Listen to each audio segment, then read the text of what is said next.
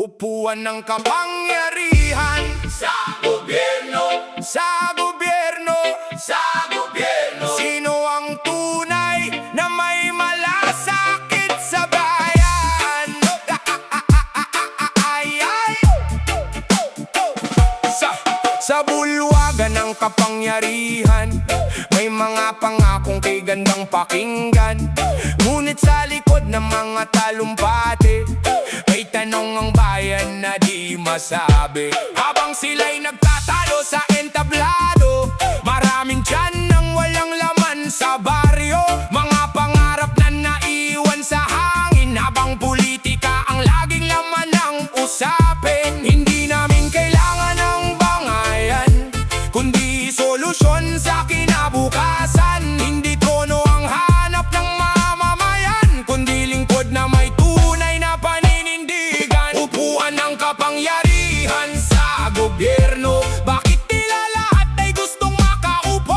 Ngunit sino ang tunay na may malasakit sa bawat pamilyang hirap at gipit? Upuan ng kapangyarihan sa gobyerno. Hindi ba't serbisyo ang dapat na totoo? Sa gitna ng ingay ng politika at ambisyon, bayan ang naghahanap ng tamang direksyon. Hey, may magsasakang naghihintay ng tulong, manggagawang pagod, ngunit kulang ang sahod. Estudyanteng nangangarap makaahon, umaasang may leader na hindi aatras sa hamon. Hindi kulay, hindi kampo ang sukatan, kundi gawa at tapat na paglilingkod sa bayan. Sapagkat ang tunay na leader ay handang magsakripisyo, hindi para sa sarili, kundi para sa tao. Darating ang araw ng paghusga, hindi sa salita, kundi sa ginawa. Ang kapangyarihan ay pansamantala, ngunit ang alaala ng paglilingkod ay mananatila. Upuan ng kapangyarihan sa gobyerno, hindi dapat maging gantimpala ng ambisyon, kundi responsibilidad sa sambayanan at pangakong di iiwan ng mamamayan. Sino ang tunay na may malasakit sa bayan? Ang sagot ay makikita sa kanilang gawa. Kapag bayan ang inuuna higit sa sarili, doon nagsisimula ang tunay na paglilingkod. Upuan man ang paggawayan nila ngayon, ang bayan pa rin ang dapat na sentro ng panahon. Sapagkat sa dulo ng bawat dalalan at sigawan, ang mamamayan ang tunay na dahilan. Ang mamamayan ang tunay na dahilan.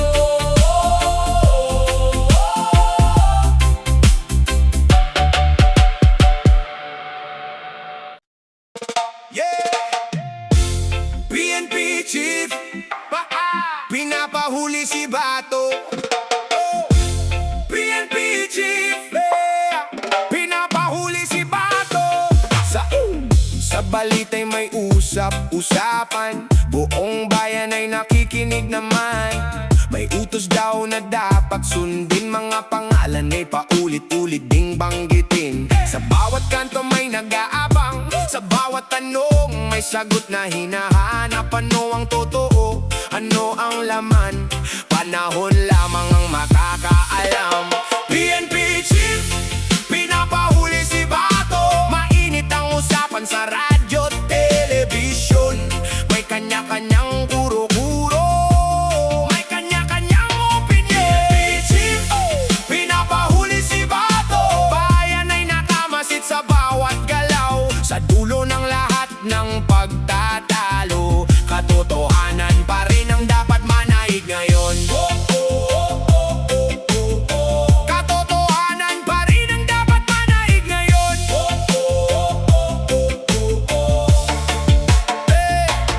May mga tanong na nais sagutin, may mga balitang nais linawin. Sa gitna ng ingay ng politika, mamamayan ang naghahanap ng hustisya. Hindi sa sigaw na susukat ang tama, hindi sa lakas ng pangalan o impluensya. Kung may ebidensya, hayaan magsalita at batasang siyang magpasya. PNP Chief, pinapahuli si Bato. Mainit ang usapan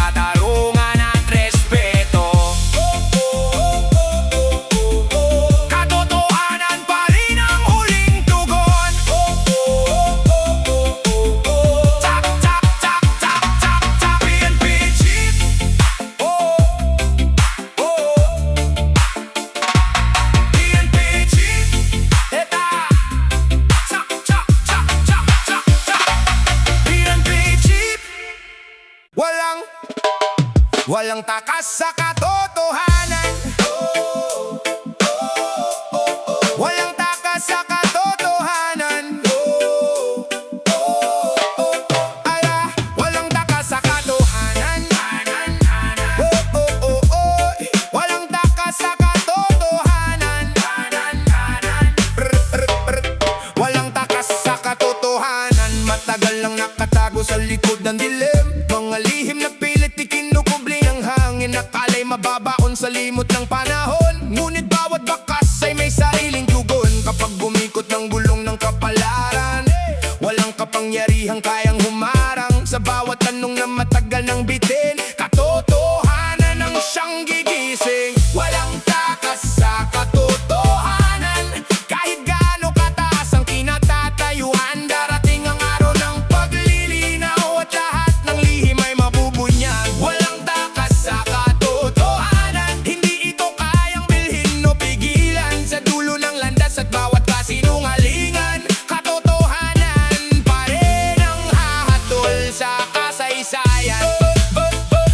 Maraming matang tahimik na nagmamasid. Maraming pusong matagal nang nananabik. Sa bawat sigaw na hindi narinig noon, may pag-asang muling babangon. Hindi habang buhay ang lakas ng pangalan, hindi rin walang hanggan ang kapangyarihan. Kapag oras na ang tumawag sa pananagutan, walang ligtas sa pagsusuri ng bayan. Walang takas sa katotohanan. Kahit gaano kataas ang kinatatayuan, darating ang araw ng paglilinaw at lahat ng lihim ay mabubunyag. Walang takas sa katotohanan. Hindi ito kayang bilhin o pigilan sa dulo ng landas at bawat kasinungalingan. Katotohanan pa rin ang hahatol sa kasaysayan. Hindi galit ang nais manaig, hindi pag-ihig, hindi ang himig, kundi hustisyang patas para sa lahat at katotohanang hindi na maikakailan. Walang takas sa katotohanan. Ito ang sigaw ng bawat mamamayan sa gitna ng unos at kaguluhan. Liwanag pa rin ang katotohanan. Walang takas sa katotohanan. Ito ang aral ng bawat henerasyon. Kapag panahon na ang magsalita, walang sino man ang makakatakas pa. Sa paglipas ng taon at pagbabago ng panahon, katotohanan pa rin ang huling magwawagi. Walang takas sa katotohanan. Walang takas. Walang takas sa katotohanan. Hawak kamay ng hustisya. Hawak kamay ng hustisya. Tahimik ang gabi, mabigat ang hangin. Mga tanong sa isip ay di mapigil. Sa bawat yapak ng nakaraang landas, may mga aninong pilit sumusunod sa oras. Hindi habang buhay ang lakas at kapangyarihan, may hangganan din ang bawat katayuan. Kapag dumating ang araw ng paghusga, katotohanan ang siyang mananatili. Hawak kamay ng hustisya, saan man mapadpad. Walang pader na sapat para ang batas ay maligaw. Sa pag-ikot ng mundo, lahat ay sinusukat. Sa timbangan ng bayan, katotohanan ang katapat. Hawak kamay ng hustisya, di kayang takasan. Kapag oras na ang tumawag, lahat ay papanagutin ng panahon. Ng panahon. May mga sigaw na matagal nang naghihintay, mga kwentong nais ding marinig ng bayan. Sa gitna ng ingay at magkakaibang panig, katotohanan pa rin ang hinahanap ng daigdig. Hindi nasusukat sa ranggo o pangalan, ang bigat ng ginawa sa mata ng kasaysayan. Kapag bumukas ang pinto ng katibayan, walang lihim ang kayang manatiling nakatago. Hawak kamay ng hustisya, saan man mapadpad. Walang pader na sapat para ang batas ay maligaw. Sa pag-ikot ng mundo, lahat ay sinusukat. Sa timbangan ng bayan, katotohanan ng katapat. Hawak kamay ng hustisya, di kayang takasan. Kapag oras na ang tumawag, lahat ay papanagutin ng panahon. Hindi ito awit ng galit o paghihigante, kundi paalala ng pananagutan sa sarili. Kapag batas ang nangusap at ebidensya ang gabay, ang katotohanan lamang ang siyang magtatagumpay. Hawak kamay ng hustisya, sa liwanag ng umaga, unti-unting lumilitaw ang mukha ng katotohanan. Sa bawat luha, sa bawat panalangin ng bayan, pag-asa ang dala ng patas na paghatol. Hawak kamay ng hustisya, kailan may di mawawala, hanggat may taong naniniwala sa tama at katarungan. Sa pagdaan ng panahon, pangalan may maglaho, ngunit ang aral ng katotohanan ay mananatiling buhay. Ay, hawak kamay ng hustisya, magpakailanman.